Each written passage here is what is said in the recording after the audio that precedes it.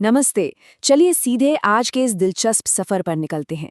जब भी हम 17वीं और 18वीं सदी के राजस्थान की बात करते हैं तो वो वास्तुकला का एक एकदम स्वर्णिम युग था। इसी दौरान उन विशाल और भव्य हवेलियों का निर्माण हुआ था जो आज भी रेगिस्तान की तपती रेत के बीच शान से खड़ी हैं। ऐतिहासिक स्रोत सामग्री के आधार पर आज के इस विश्लेषण में हम इन हवेलियों के उन छिपे हुए रहस्यों, उन अजीबोगरीब वर्ल्ड रिकॉर्ड्स को उजागर करने वाले हैं जो शायद इतिहास की किताबों में कहीं दबकर रह गए हैं। तो तैयार हो जाइए। आज के इस विश्लेषण का एजेंडा बड़ा ही साफ है। सबसे पहले हम समझेंगे कि हवेली असल में बनती कैसे है, उसकी संरचना क्या है। फिर हम जैसलमेर के रत्नों की ओर बढ़ेंगे, उदयपुर की धरोहर देखेंगे, 1000 खिड़कियों वाले महलों को जानेंगे, शेखावाटी के केंद्र की सैर करेंगे और आखिर में वास्तुकला के एक ऐसे ज्योतिषीय रहस्य को समझेंगे जो सच में आपका दिमाग घुमा देगा। भाग 1, हवेली की संरचना, एक रूपरेखा। अब देखिए, अलग अलग शहरों की हवेलियों की तरफ रुख करने से पहले ये समझना बहुत जरूरी है कि आखिर किस आधार पर किसी इमारत को हम हवेली कह सकते हैं। हर बड़ी बिल्डिंग हवेली नहीं होती है ना। विद्वानों के जो हस्तलिखित नोट्स हमें मिले हैं उनके अनुसार हवेली की एक बहुत ही स्पष्ट और बुनियादी परिभाषा है। एक हवेली वो आकर्षक भवन है जिसका निर्माण मुख्य रूप से बेहद बारीक नक्काशी वाली जाली और बाहर की ओर निकले हुए झरोखों से होता है। असल में ये झरोखे सिर्फ दिखावे या सुंदरता के लिए नहीं थे। ये उस जमाने के नेचुरल एयर कंडीशनर थे जो प्राकृतिक वेंटिलेशन और रोशनी का एक एकदम परफेक्ट इंजीनियरिंग नमूना पेश करते थे। हर हवेली का अपना एक फिक्स्ड ब्लूप्रिंट होता है। इसके 4 कोर हिस्से होते हैं जो पूरी वास्तुकला की नींव बनाते हैं। सबसे पहले आता है चबूतरा, जो मेन गेट पर बना एक ऊंचा सा प्लेटफॉर्म होता है। उसके बाद पोल, यानी अंदर जाने का मेन पैसेज। इस पोल से होते हुए आप सीधे खुले प्रांगण में पहुंचते हैं जिसे चौक कहते हैं। और इसी चौक के चारों ओर जो कमरे बने होते हैं ना, उन्हें तिबारा कहा जाता है। ये बेसिक ढांचा आपको लगभग हर असली हवेली में देखने को मिल ही जाएगा। भाग 2, जैसलमेर के रत्न, रेगिस्तान की उत्कृष्ट कृतियां। चलिए अब इस वास्तुकला के सफर को स्वर्ण नगरी जैसलमेर की ओर ले चलते हैं। ये शहर दुनिया की कुछ सबसे आकर्षक और गगनचुंबी हवेलियों का घर है। हस्तलिखित नोट्स में जिस हवेली का सबसे पहले जिक्र आता है वो है पटवों की हवेली। 18वीं सदी में गुमान चंद बाफना ने इसे बनवाया था। पीले पत्थरों से बनी ये 5 मंजिला इमारत कोई आम इमारत नहीं है, बल्कि ये सिंध, यहूदी, राजपूत और मुगल वास्तुकला शैलियों का एक ऐसा अनोखा मिक्स है जो आपको कहीं और दिखने को नहीं मिलेगा। और इसी स्रोत में एक और हवेली की कहानी दर्ज है जो सच में हैरान कर देती है, सालिम सिंह की हवेली। 1815 में जैसलमेर के प्रधानमंत्री सालिम सिंह ने इसे बनवाया था। शुरुआत में इसमें 9 मंजिलें थीं, इसलिए इसे नौखंडी हवेली कहते थे।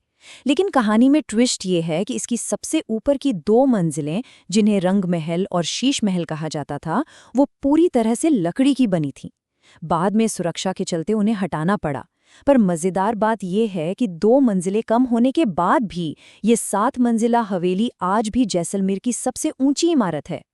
इसी शहर में थोड़ा और आगे बढ़ें तो बात आती है नथमल की हवेली की। ये हवेली तो अपने आप में एक पूरा का पूरा कलात्मक अजूबा है। इसे 1881 और 1885 के बीच लालू और हाथी नाम के 2 भाइयों ने मिलकर बनाया था।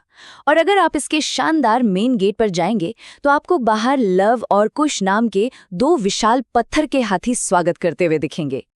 लेकिन नथमल की हवेली की सबसे माइंड ब्लोइंग बात क्या है पता है? इस हवेली के नाम एक ऐसा वर्ल्ड रिकॉर्ड है जिस पर शायद ही कोई यकीन करे। नोट्स एकदम क्लियर बताते हैं कि ये दुनिया की इकलौती ऐसी हवेली है जहां किसी भी नक्काशी या कलाकृति को रिपीट नहीं किया गया है।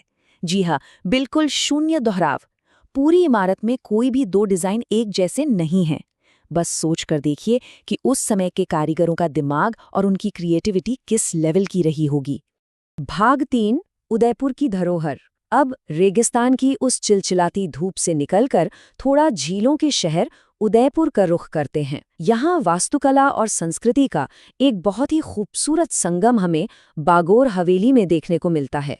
अमरचंद बड़वा द्वारा बनवाई गई इस बागौर हवेली को लोग प्यार से मनोरंजनीय हवेली भी कहते हैं। लेकिन इसकी एक बहुत ही यूनिक पहचान है।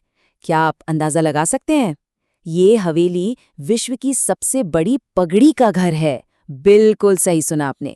दुनिया की सबसे बड़ी पगड़ी इसी हवेली में आज भी सुरक्षित रखी गई है।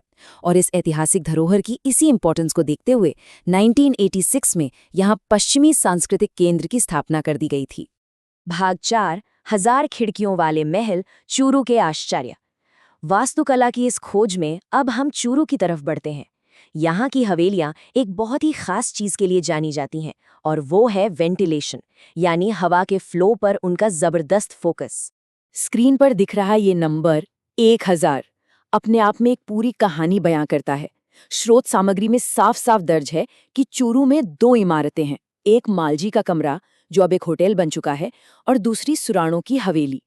आप यकीन नहीं मानेंगे, इन दोनों ही इमारतों में ठीक 1000 खिड़कियां हैं, मतलब पूरे 1000।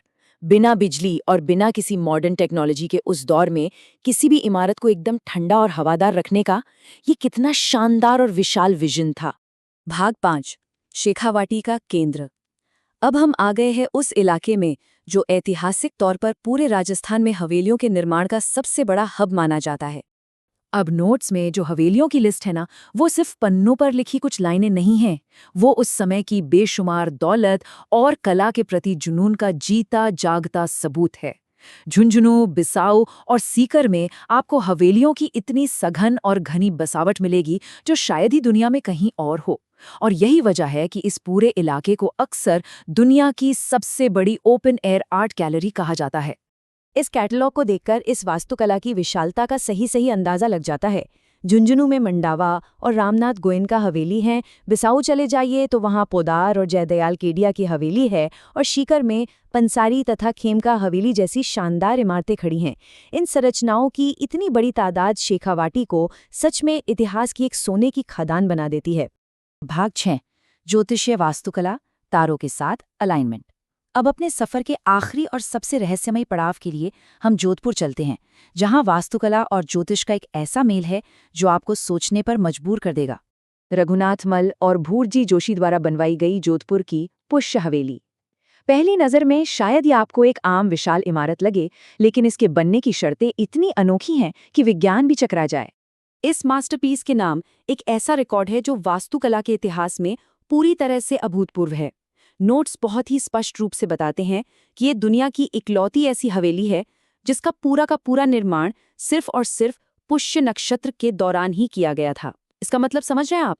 जब वो विशिष्ट और शुभ नक्षत्र आसमान में होता था, केवल तभी कामगार ईंट पर ईंट रखते थे। तारों और वास्तुकला के बीच ऐसा सटीक अलाइनमेंट वाकई अकल्पनीय है।